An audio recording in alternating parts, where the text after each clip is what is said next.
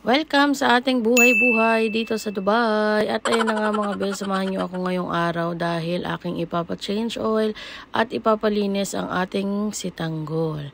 Ayun na nga mga bel, dito ako sa Karaman nagpapa-car wash at nagpapa-ayos ng mga bagay-bagay kasi nga tiwala ako dito. Dahil dito rin yung tinuro nung isang kabayan na kakilala ko na maganda daw talaga ang linis.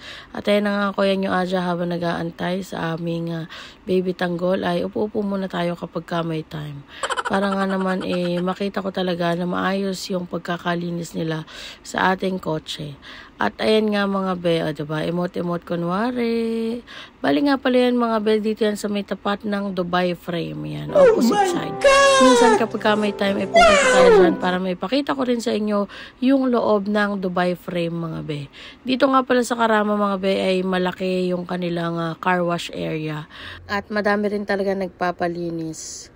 Kasi nga mga be ay magaling at pulido. Subok na talaga dito sa car wash area na ito.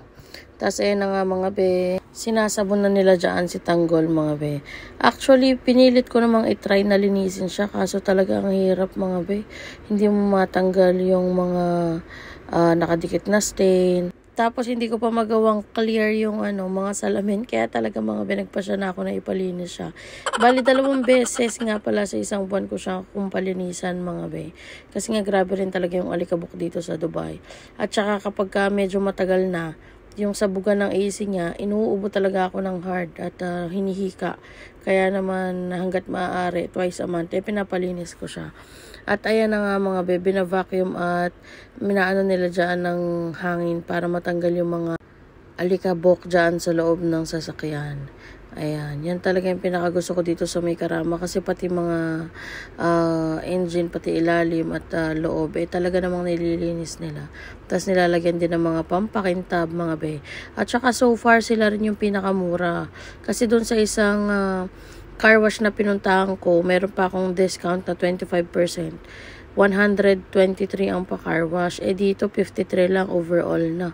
Tapos, ayan na nga mga be, after nga nun, ay change oil na din ako. Kasi, nag-iilaw na siya doon sa makina. At sobrang layo na rin naman ng mga pinuntahan natin mga be. Naka more than 5,000 na tayo.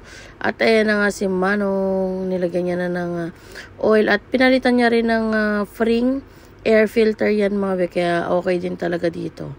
Tapos ayun na nga mga be, binigyan din ako niya ni Manong ng extra na coolant. Kaya thank you so much kay Manong.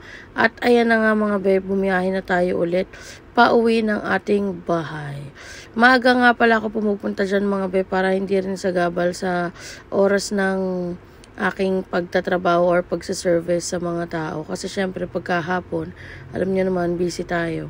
Kaya after kong ihatid si Momo sa morning ay nagpapa-car wash or inaasikaso ko na lahat ng mga bagay na kailangan kong asikasuhin para hindi na siya kakain pa ng oras sa hapon.